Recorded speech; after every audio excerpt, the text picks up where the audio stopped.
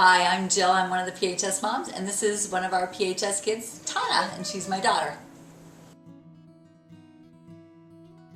I felt very overwhelmed.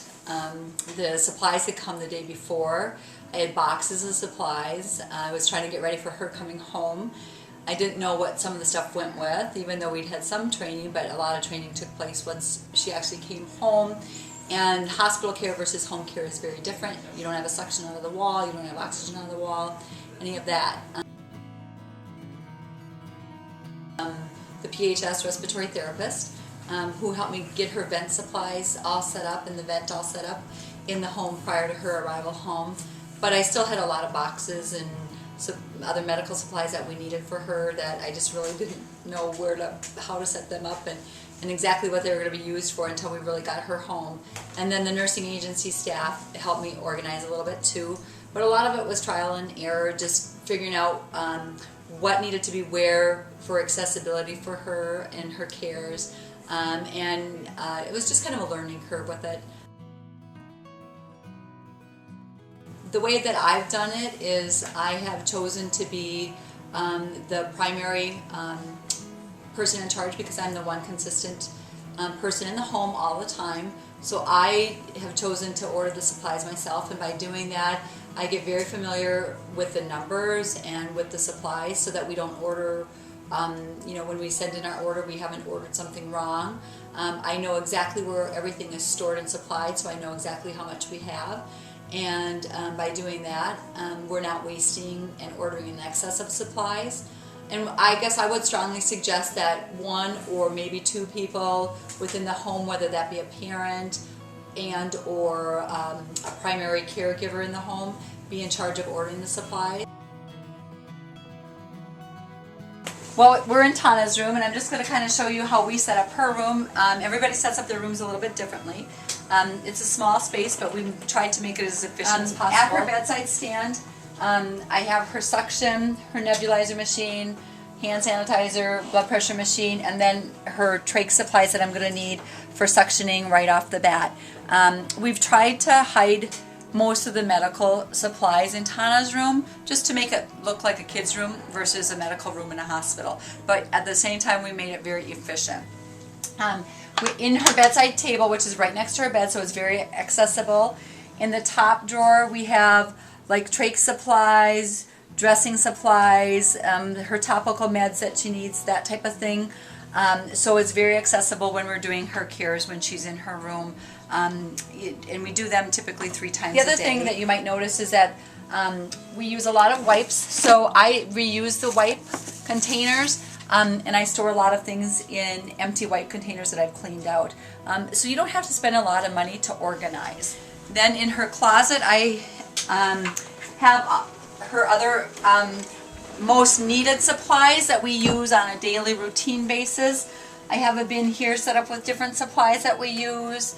Up above we have a shelf that's got her medical supplies. Some of them are still in the boxes, but a lot of them I have in bins too. So as you can see from Tana's room, her closet's very small.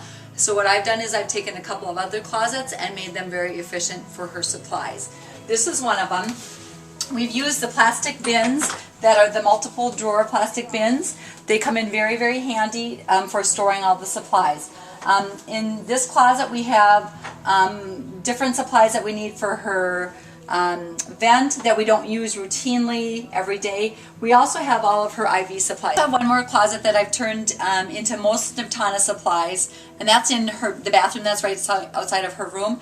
And the reason we've done that is because a lot of the stuff that we have in here we need water for.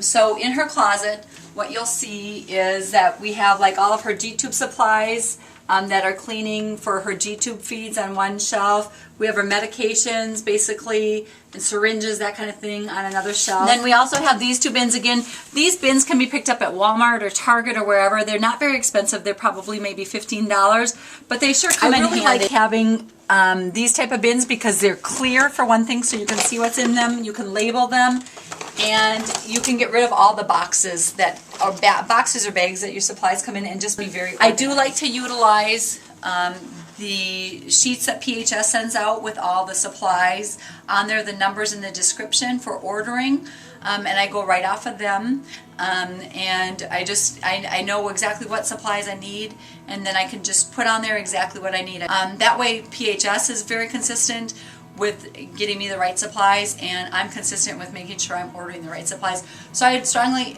encourage you to utilize those supply sheets, or whoever is ordering for you to utilize them. And then also just keeping a copy always in your home, because then if you're running low on something and you need something, you have that supply sheet right in your home and you can order right off of it.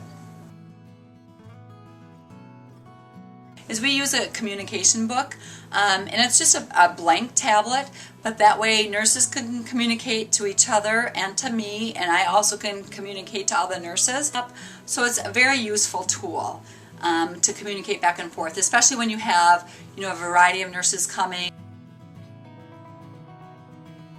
In this tub, what I've done is I have put her backup ventilator, her Fisher Bacal, and then her suction is right here too. It stays charged, so it's ready to go all the time, so the battery stays charging. But what this comes in handy for is, because Tana's in a wheelchair, we have a lot of places that we go where it's not accessible. Even my parents' home or friend's home, if we go to stay for the weekend or whatever, and we can't get Tana's wheelchair in there, and which has her primary ventilator equipment. This being her backup, I have it all in a bucket, so all I have to do is pick up the bucket, bring it to whatever room she's staying in, and I can have her vent equipment all set up ready to go. This also has come in very handy. We have had to go by 911 ambulance a couple of times. They cannot take her wheelchair with all her vent equipment in it. So this bucket, we have just grabbed the bucket, been able to put her on the vent en route to the hospital, all in a nice compact bucket. And it's just a Rubbermaid tub is all it is. So this is her emergency bag. It has all of her emergency supplies that we might need, extra trachs, extra ambu bag. It has also like cathing supplies, just all of the emergency things that we might need if we have to go in a real hurry. Well, there's numerous, I think. One is just safety of the child and having the supplies that you might need, especially in emergency situations, very accessible. You can open a drawer and know exactly where what supplies are and be able to grab them as you need them. Also, I think another big one is to cost contain, to save your insurance dollars by not over ordering supplies, by being efficient with the supplies that you have, reusing some of the supplies that you can reuse by cleaning with Control 3 or by re-cleaning supplies.